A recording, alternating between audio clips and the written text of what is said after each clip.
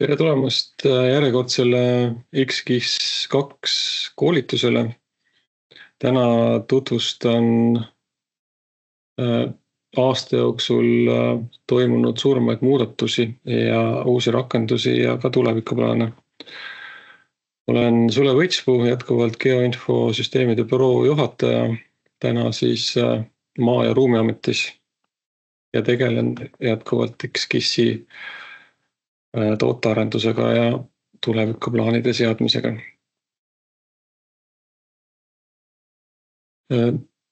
Põhiline sissepääsupunkt, kus jõuda kaardirakendusteni ja Maa- ja Ruumiameti ruumivaldkonna teenuste ja andmeteni on jätkuvalt Maa-ameti geoportaal.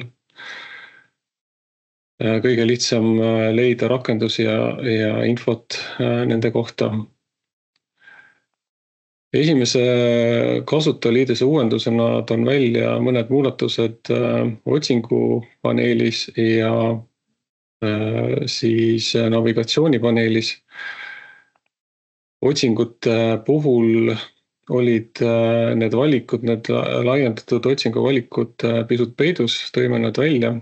Kaardikihtide otsing, aadresside otsing ja täpsem otsing ehk siis otsing kihtide seest on nüüd nimedena siit välja toodud. Ehk kui ma avan kaardirakenduse, siis need 3 valikut on siin olemas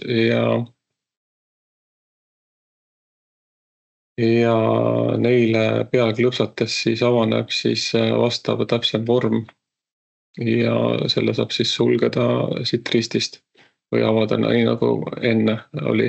Iga selle vormi kohta siis on ka olemas info, et kuidas seda kasutada. Siis teine muudatus oli seoses selle enda asukoha määramisega ja põhjasuuna näitamisega. Ehk siis selle enda asukoha määramise nupp oli ennem oli kaherežiimne, et kõigepealt näitas asukohta ja siis sai liikumist trackima panna. Nüüd ta sisse vajutades muutub kaheosaliseks ehk seda asukohta saab sisse välja lülitada ja kui sa soovid oma asukoha jälgimist sisse lülitada, siis tuleb seda teisest nupust vajutada. Et eelnevalt oli probleem, et ta võis kaardi peal sinu valitud asukoha või selle zoom'i astme paigast ära nihutada, aga nüüd siis jääb sellega see paika. Ja teine uuendus on see ka, et nüüd kui mobiilis oma asukohta vaadata, siis ta näitab ka siis seda sektorit, et mis suunas siis sa parajasti vaatad, mis suunas see mobiil on asetatud. Ja teine muudatus oli siis kaardi pöördnurk, ehk ta näitab siis ka nurka siis põhjasuuna osas, et kui palju siis see kaart pööratud on. Ehk kui me siin nüüd seda vaatame, siis näita asukohta, näitab minu asukohta ja teine on siis trackimisrežiim, seda ma saan siis eraldi sisse välja lülitada. Ja kui ma kaardiakent pööran, siis ta näitab seda pöördenurka ja saan seda siis nullida siia ikooni peale vajutades. Järgmine muudatus on nüüd allalaadimisformaatide osas, on lisandunud geoparketi formaat, see on üks uusimaid geoinfoformaate, mis on mahult on ta oluliselt väiksem kui analoogsed formaadid, et seda siis panime siia ka võimalusena eksperimenteerida, kellel on võimalus ja huvi uute formaatide vastu, et populariseerime ka selliseid uusi formaate. Antud juhul on ta siis olemas, kui kihtide juures allalaadimist teha. Ehk kui ma siit võtan näiteks kadastri kaardi allalaadimise, siis siin loendis on see formaat olemas. Ja teine koht, kus allalaadimisformaadid lisandusid, on siis minu kihtide juures, ehk kui kasutaja on kaardile joonistanud ise kihte, joonipunkti pindobjekte, siis selles loendis on samuti nüüd 2 formaati lisandunud, üks on shape formaat ja teine on seesama geoparketi formaat. Minu kihtide juurde lisandus möödunud aasta andmete üleslaadimise võimalus. Me pisut täiendasime seda ja nüüd kui võtta fail, milles on juba struktuur olemas, tarkandmete struktuur, siis laetakse üles, võetakse arvesse ka failis olevad tarkandmetest 5 esimest välja ja lisatakse need ka sinna kihi juurde. Teen ka näite.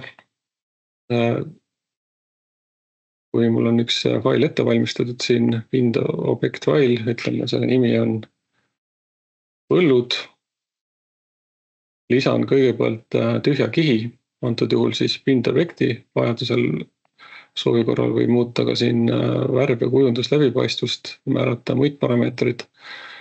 Ja esialgu lisan lihtsalt selle kihi siia minu kihtide alla. Siis avan tööriista rea ja siin on see impordi nupp. Ja valin, antud juhul minul on shapefile tsipitud, mille sees on siis mõned polügoonid, aga siin lubatud formaatide seas on ka siis KML, GPX, GeoJSON. Avan faili, toimub üleslaadimine, ütles, et leidis 3 objekti, imporditi 3 objekti ja siis mul siin kaardi peal ongi 3 ruumikuju, vahetan aluskaarti natuke halli tooni vastu, et siis on paremini 3 ruumikuju näha sellistes värvides, nagu ma määratanud olen.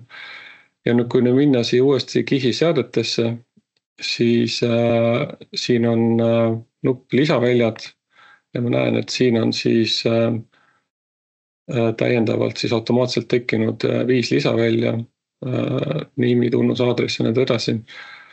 Ja ma saan nende nimesi siis ka siin soovi korral muuta ja saan määrata, et kas nad tulevad ainult infopäringus välja, kui ma siin ei muuda, või siis lisada märgendisse või lisada kohtuspikrisse. Ma lisan praegu 2 asja ja täiendavalt siis jätkuvalt saab lisada ka näiteks, et ma tahan, et märgendis kuvatakse ka selle pindala, salvestan. Ja siis on näha, et kohtuspikris kuvatakse tunnust ja siis objekti peale märgendina nime ja siis pindala.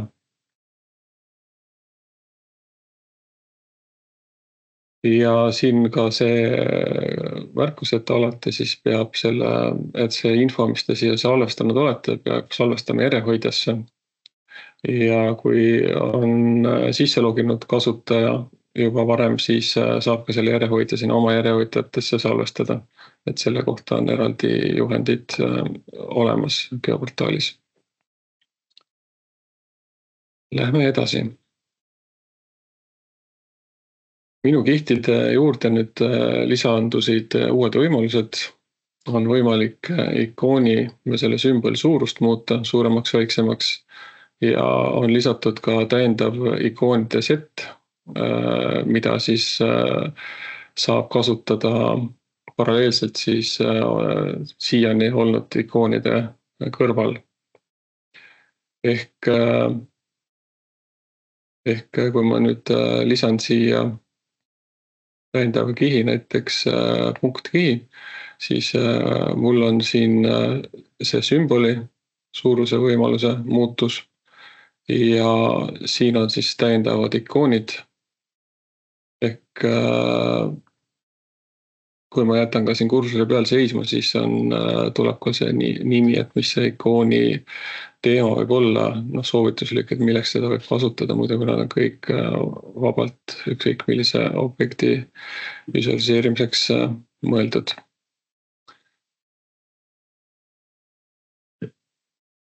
Nii. Siis läheme edasi. Varasemalt on juba arendatud välja see minu kihtide alla otsingu tulemuse salvestamine. Et sellel on ka täiendus. Nüüd on võimalik määrata selle kihi kuvamise juurde ka märgend ja kohtspikker ja kasutada siis seda uut ikoonipaketti. Ja näitena toon näiteks, võtame siit näiteks haridusasutus huvipunktide kihi. Nüüd on siin päris palju, viimasena peaks olema kaardikihid, haridusasutus huvipunkt. Lisasin selle siia kaardile, ehk kui ma siit nüüd välja suurendan, ostame kaardi ära, siis on näha, et siin on nüüd kogu Eesti haridusasutused huvipunktide kihiste kaardile kuvatud. Aga kui näiteks mul on soov kuvada ainult mingi konkreetse linna haridusasutusi ja võib-olla ka ainult näiteks gümnaasium, siis ma saan sellise kihi nüüd luua. Võtan täpsem otsing, siin otsingu valikus on väga palju kirjeid, aga see on otsitav. Võtan siit välja haridusasutus ja siin on siis võimalik määrata täiendavad filtreid. Ütlen, et mind huvitavad põhikoolide gümnaasiumid ja huvitavad siis Tartu maakonnas ja Tartu linnas olevad gümnaasiumid. Tartu linn. Ja teen otsingu. Saan vastuseks 44 ja võin nad kõik siin korraga siis kaardile kuvada.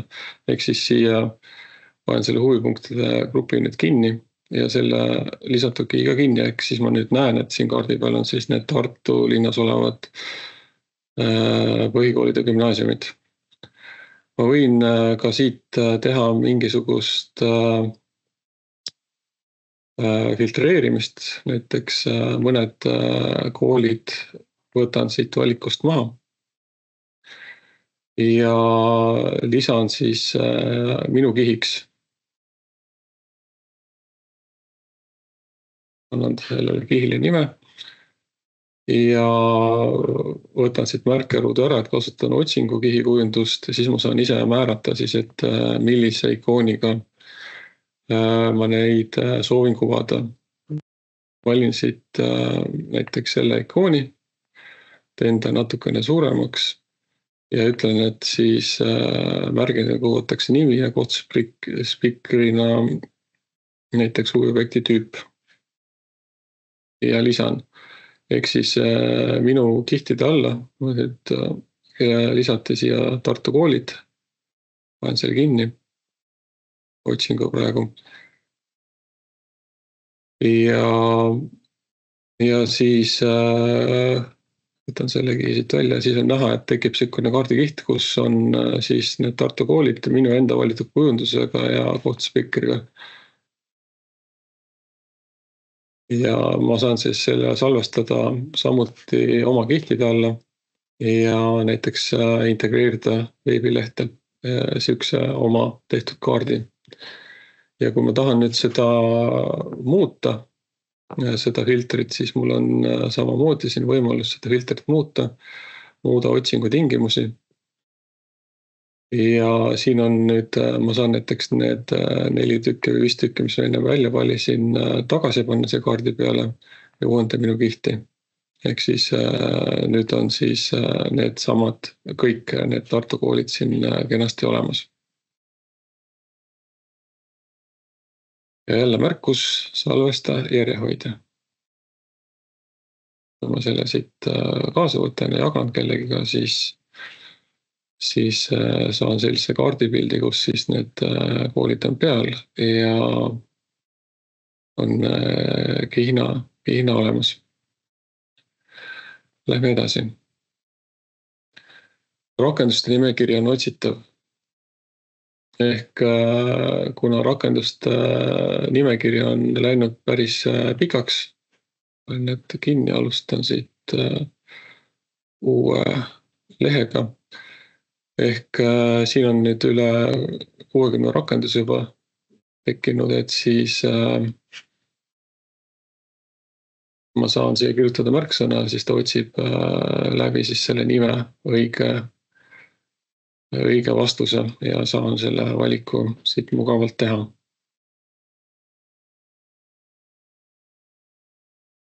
Siis järgmisena täiendes ka, kellel on virtuaalkontori kasutamise õigused ja võimalused, siis sinna tekkis 2 täiendat võimalust.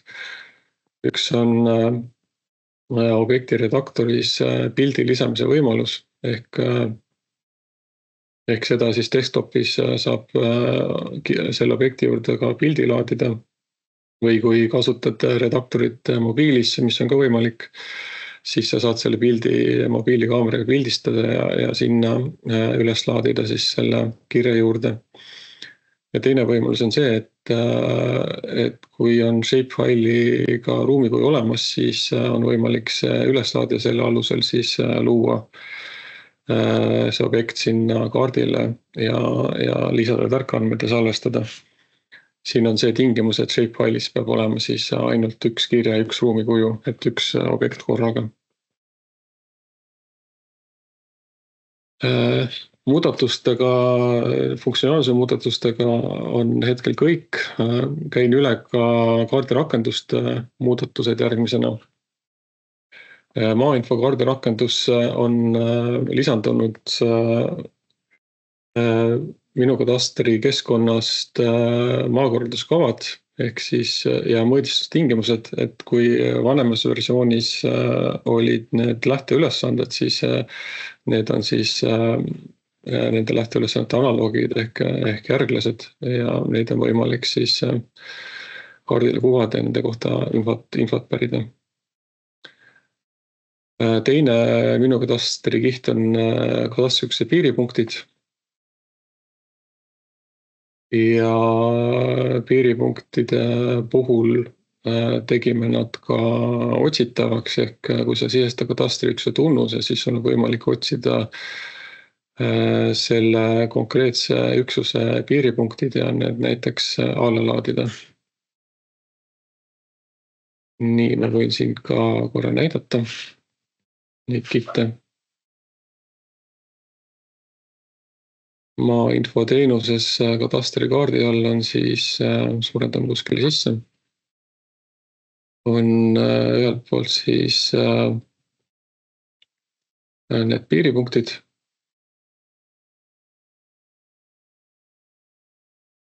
Nii, tekkisid siia kaardi peale. Ja kui ma nüüd, mul on mingisugune katastriüksuse tunnus olemas, ma praegu lihtsalt kopeerin selles, et võtan lahti täpsema otsingu ja siin on katastriüksuse piiripunkt, lisan siia tunnuse. Siis ta leiabki selle üksuse 4 piiripunkti. Saan neid ka markeerida siin kaardi peal. Ja siis otsingu tulemus ka tabelis kaudu näitab mulle siis seda kogu infot nende piiripunktide kohta ja ma saan ka siit valida siis eksporti formaadi, millesse ma seda ekspordiksin.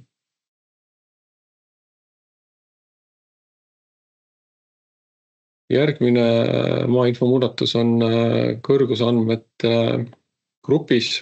Kui enne oli sama kõrguse sügavuse andmed olid ühe kihina, siis nüüd nad on lahku löödud mitmeks kihiks, mida saab siis eraldi sisse välja lülitada ja ka alla laadida. Kõrguspunktid, sama kõrgusjooned, abikõrgusjooned, sama sügavusooned, sügavuspunktid 1 meetri sama kõrgusjoon kaldajoone kõrgusväärtusest, mis siis on siia lisatud tulenevalt looduskaitseseadusest tulenevast nõudest. Ehk kui ma siin nüüd vaatan seda kõrgusandmete gruppi, siis siin on natuke suurendan välja, puhastan kaardi ära vahepeal andmetest. Siis siin on nad nüüd olemas eraldi kihtidena, eraldi sisse välja lülitatavad. Ja kui minna siia rannikualadele, siis on siin täiendavalt näha siis 1 meetri joon ja siis eraldi siis need sügavusjooned. Et kui seda näiteks vaadata koos reljeefi varjutusega, siis tekib sihukene veel paremini visualiseeritud kõrguspilt. Siis järgmine muudatus on, enne olid kaardilehtede jaotuse grupp, nüüd on see lisandunud täiendavalt ka koordinaatvõrkude grupp. Ehk seda näiteks võiks kasutada siis, kui sa teed mingit trükist, et siis trükisele saab ka lisada peale koordinaatvõrgud. Koordinaatvõrgud siis näiteks LST puhul kuvatakse ka siis siia need väärtused, mille järgi siis oleks näiteks võimalik seda paberkaardina loodusest kasutada, et oma asukohta näiteks määrata. Ja siis teine grupp, mis uuenes, on kaardilehtede jaotus. Kui enne oli siin ripmine valik, siis nüüd on paremini hoomatav raadionupu valik. Ja siin on ka siis võimalik neid vahetada, infot pärida. Ja need on ka siis otsitavad, et saab teha pöördumisi, kus sa siis avad konkreetse kaardilehe numbri URL-i kaudu teed selle otsingu. Ehk need on ka siis siin nimekirjas olemas, osad neist põhilised. Järgmisena lisasime maakonna ja omavalitsuspiirid merepiirini, ehk siis need jooned, mis siin merealadel on, et oleks paremini võimalik visualiseerida seda, et millised saared siis millisesse omavalitsusse jäävad. Ja lisandunud on ka grupp Eesti topograafia andmekogu, mis siis võimaldab kaardile kuvada erinevad siis ETAC-i andmed või andmegrupid ja neid ka siis nendes olevad andmeid alla laadida. Ehk näiteks Eesti topograafia andmekogu võimaldab, ma lähen korra kuskil tihastusala peale, näiteks ja Paldiski linna ja lülitan sisse näiteks õuealad, ehk siis ta põhimõtteliselt võtan ortofoto aluseks, siis ma saan teha ka selliseid visuaalseid teemakaarte, kus siis mingisugused teatud ETAC-objektid on esile tõstetud või võibki nimetada hübriidkaardiks, paneme siia ka veel näiteks hooned peale, siis hooned on esile tõstetud ja nende ETAC-i kihtide juures siis on vastavalt siis objekti tüübile, kui on olemas viited teistesse registritesse, siis on need viited ka siia lisatud ja need on aktiivsed. Ehk siis ETAC-i kohta, kui konkreetse objekti kohta täpsemat infot on vaja teada, siis siin ETAC-i ID taga avaneb siis täiendav vorm geoportaalis olev leht, mis siis väga täpselt toob välja kogu selle info selle kirja kohta, et millal teda muudetud ja allika info ja kõik selle. Ja siis on tuntud huvi selle kohta, et kuidas andmed alla laadida. ETAC-i andmeid siis nüüd on võimalus siin ka allalaadimist teha erinevatesse formaatidesse, aga ka erinevatel meetoditel, näiteks kasutada selleks nähtavusulatust, et kui sul ei ole vaja tervet Eestit või tervet omavalitsust, et siis sa lihtsalt siin suurendad konkreetse koha sisse ja siis ta läheb sulle sobivas formaadis selle nähtavusulatuse osas alla või siis on ka võimalik valida siit objekte, mis ulatuses ta selle allalaadimist teeb või anda ette siis näiteks ruut, et mida ta alla laeb. Nii, lähme ettekande juurde tagasi. Jah, siin põhimõtteliselt võib-olla seda otsingu osa oleks ka võimalik hea näidata. Korra näitasin seda haridusasutuste näitel, aga näiteks needsamad ETAK-i kihid on ka otsitavad. On selle hoone kattuga siit välja. Ja näiteks ma tahan teada, et millised on ETAK-i järgi ehitatavad hooned.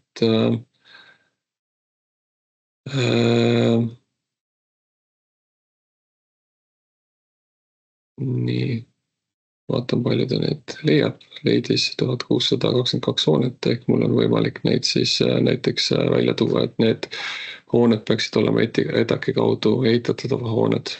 Vaatame siit lähemalt ka, kuidas ta siis kaardi peal kuvatakse. Eks siin on kaardi peal ta kuvatud ka teist värvi. Et need leppemärgid on siis ka siit ikooni pealt näha, et kuidas mingisugust hoonet siin kaardi peal visualiseeritakse. Ehitatud hoone on siukse oranžika värviga.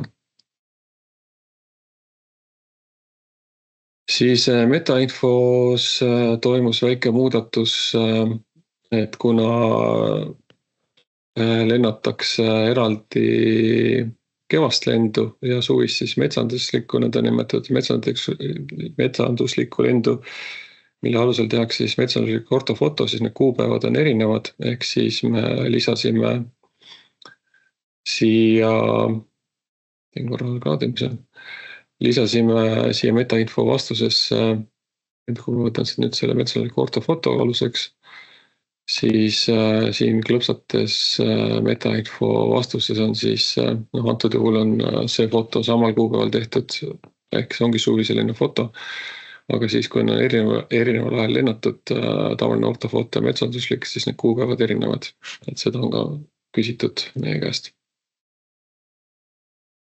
Uued kaardikihid, metsamuutuste rakendus läks välja mõni aeg tagasi 2024 aasta põhjal, lendude põhjal arvutatud taimkatte kõrgusmudel ja metsamuutuste kihid.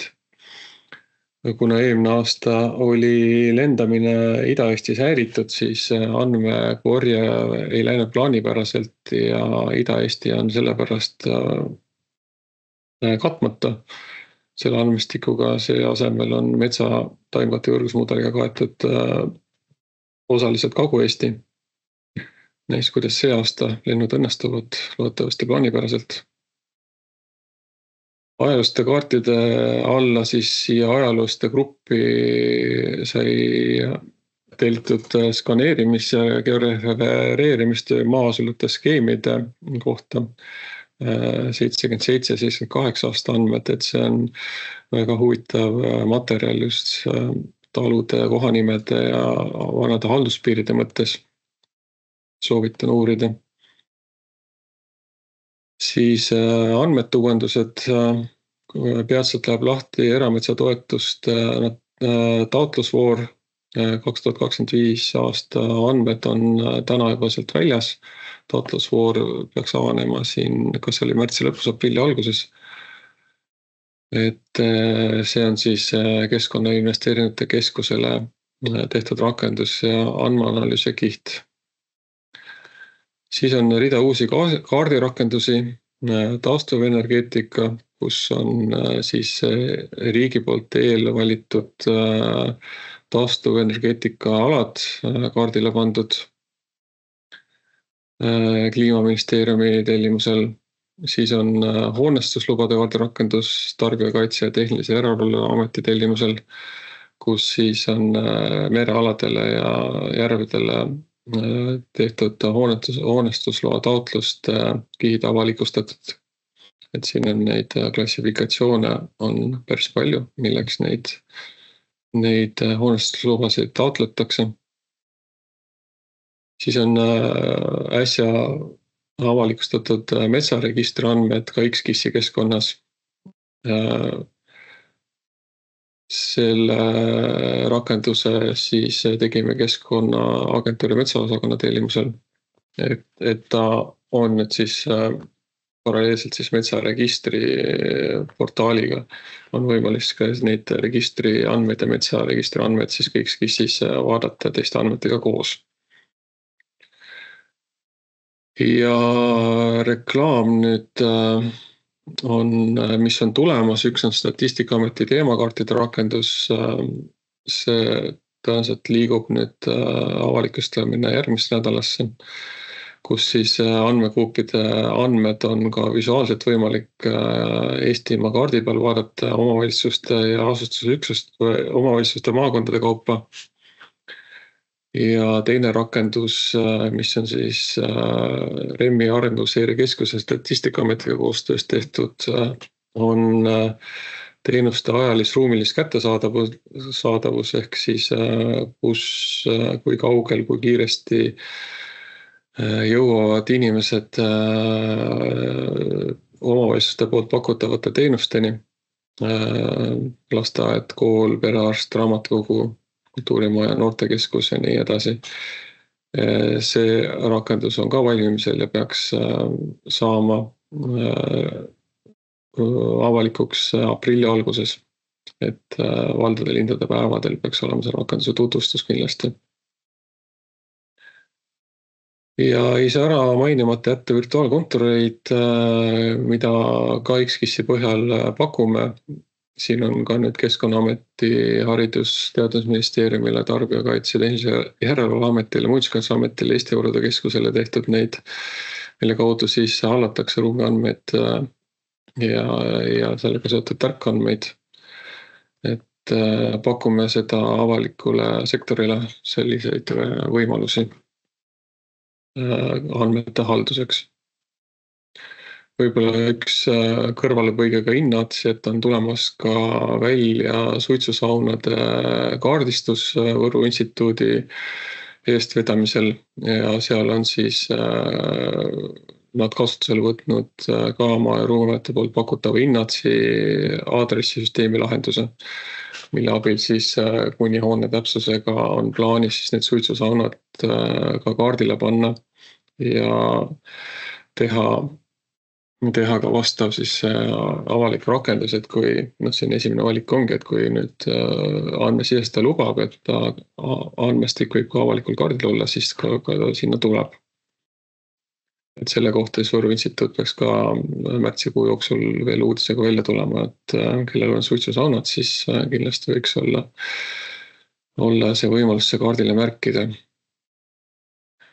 Veel kord kordan üle geoloogia ja maardlate teema, et need valdkonnad liikusid Eesti Geoloogiateenistusse ja kordan üle, et X-KIS-i kaardile ja veel olevates VMS-teenustes, VFS-teenustes on geoloogiliste kaartide andmestik ja ehitusgeoloogia andmestik seisuga 10. detsember 2024. Erand on siis maardlate X-KIS-i kaardirakendus, kus kuvatakse maardlate ajakohased andmeid, aga VMS-teenuses on andmed ka eelmise aasta detsembri seisuga. Et geoloogiateenistus tegeleb nende uute teenuste loomisega, ehk siis eelkõige siis nende uudised, et millal need valmis saavad, et siis saab ka teenuste kaudu tulevikus geoloogia andmeid ajakohasena. Aga täna X-KIS 2 rakenduses siis maardlate andmed on ajakohased, et seal peaks olema ka allalaadimisvõimalused, kui on neid vaja kuskil planeeringutes või kuskil kasutada. Või siis küsige geoloogiateenistusest neid andmeid edaspidi. Siis seoses ametinimete muutusega muutub ka domeen. Koduleht on maaruum.ee lehe peal juba väljas ja oluline on siis kõik, kes kasutavad aluskaarte näiteks oma teenustes, oma rakenduses ja on viidatud kuidagi Maa- ja Ruumiameti andmetele teenustele, siis väga palju on veel seal muutmata see viitamine, et on ikkagi viidatud jätkuvalt Maa-ametile, et palun vaadake oma süsteemid, veebilehed, kohad üle ja muutke siis see viide Maa-ametilt Maa- ja Ruumiametile. Ja hakkame otsast ka üle viima siis domeeni muutusi tegema erinevatel teenustel ja portaalidel, mida me haldame. selle kohta saadame täpsemaid infot siis sinna uudiskirja. Aga üks murekoht siin on seesama XKIS Maa-ameti KÜ ehk see kiirpäring maakatastrist teenus, mis jätkuvalt on sellise aadressina integreeritud erinevatesse portaalidesse, näiteks Kinnisvara24 on seal jätkuvalt see aadress kasutusel, et see minu kadastri aadress on üle aasta juba kasutusel ja teine teenus on ammu kinni, et seal peaks kohtades kasutusele võtma siis selle uue aadressi, et kui me need muudatused ära teeme, siis see link läheb katki ja enam ei tööta. Ja et seda infot kõike siis teada saada, siis liituge uudiste infokirjaga, et geoportaali aluses siin all paremas nurgas on see liitumislink olemas. Saate sisestada oma emaili aadressi ja nime, et kellele siis need uudiskirju saatma hakatakse. Et saadame kuskil 2 nädala tagant, aga siis sellised operatiivsed uudised ja katkestuste ja muud infot saadame ka tihedamini. Ja üks pilt ka tulevikku, kuidas XKIS edasi nüüd liigub, et plaan on hakata edasi liikuma XKIS 3D poole. Et kuna nüüd ka Maa- ja Ruumiameti digiteenuste teenistuses on ühe mütsi all nüüd ka e-ehituse platvorm koos oma 3D kaardiaknaga, siis nende XKIS ja 3D kaardiakna baasil on plaan hakata arendama edasi XKIS 3D-d ehk mis oleks sellise ühtse kasutajaliidese ja sujuva 2D 3D vahel liikumise võimekuse kaardiaken, et tal oleks ühtne kasutaja kogemus. Ja see lähtekood siis oleks avatud, liigume keskse koodihalduse osas ja üldse laiemas pildis riigi keskse kaardiakna osas ehk siis ka olemasolevad muud kaardiaknad võiksid või peaksid liikuma siis selle ühtse kujunduse peale, ühtse lähtekoodi peale, ühtse kaardirakenduse peale, mida siis riik keskselt arendab ja haldab. Ja see kaardiaken võiks tulevikus välja näha midagi sellist, et XKIS-ile on praegu kirjeldamisel Veera disaini juurde ehk siis riigiportaali disaini juurde kaardiakna plokk, mis siis kirjeldaks ära kaardiakna käitumise ja kujundusliku poole ja Veera disaini põhimõtetest lähtuvalt, ehk siis uus platvorm tuleb siis sellele disainile toetuvalt kättesaadavaks. Ja see ajaaken võiks olla selline, et 2026 võiksid esimesed versioonid juba saada paralleelselt siis XKIS 2-ga ja ehituse 3D-ga kättesaadavaks. Ja sellega ongi minu ettekanne lõppenud. Minu slaidid on otsas. Vaatan, kas on ka siin küsimusi. Nii, võib-olla siis käime seda osad ka läbi. Kas siin on küsimus tõenäoliselt selle minu kihtide alla lisatud otsingu tulemuse kohta, et kas see kiht säilitab hetkeseisu või kui peaks koole juurde lisanduma, siis kiht uueneb automaatselt, et ta selles mõttes automaatselt ei uuene, et sa kasutaja peab siis selle tegema, selle käsitsi selle uuendus, et ta peab selle otsingu uuesti tegema ja uuesti salvestama. Kuna ta salvestab selle otsingu tulemuse siis sinna kihti. Kas muudatused toovad midagi uut ka metsade osas esile, näiteks täpsustuvat seisu? Siin on küsimus siis metsamuudatuste kohta.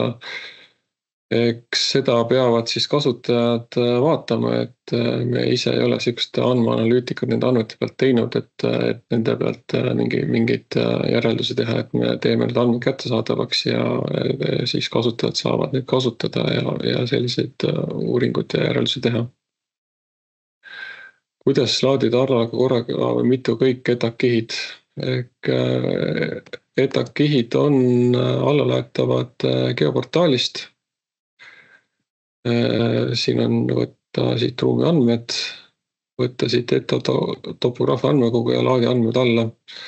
Ja siin on siis olemas kas kõik Eesti andmed korraga erinevates formaatides või siis teemade kaupa. Ja siin on ka tuletuskihte ja kogu see info on siin geoportaalis olemas. Jah, Andres on ka selle juba vastanud. Kaardilehe kaupa ja ekraani ulatuses allalaadimine nüüd ongi siin samas, mis ma näitasin. Ehk kui ma siit lülitan sisse nüüd näiteks selle lageala kihi, siis siit tagant valides selle allalaadimise nupu, siis see esimene ongi näiteks nähtavusulatus ja ta ekspordib ainult siin nähtavusulatusele, sellega kattuvad siis need ETAC-objektid. Siin on ka Andres juba vastanud sidemastide kohta. Minul oli 2014 kaasomandi lõpetamine, maa jaotati 2 võrdsesse ossa, nüüd on piiritorud kas kadunud või ümber tõstetud, mõlemad poolt on raadatud, et nende küsimustega siis, mis puudutavaid omandite piire, et siis pöörduda kadastri poole peale. Et meie siin X-KIS-i kaudu kuvame andmeid välja, aga sisulist seda peab ikkagi kadastri menetlus. Kas ehitusregistri hoone seisundi alusel saab otsingut teha, et X-KIS-i poole peal täna ehitusregistri hoone seisundi alusel otsingut teha ei saa. Et selleks peab ikkagi kasutama veel ehitusregistrit, aga me plaan on rohkem ja rohkem ehitusregistrit ja X-KIS-i omavahel kokku viia. Aga selge, siis ma tõmban siin kohas joone alla. Ja tore oli teile uuendusi tutvustada ja järgmise korrani kohtumiseni.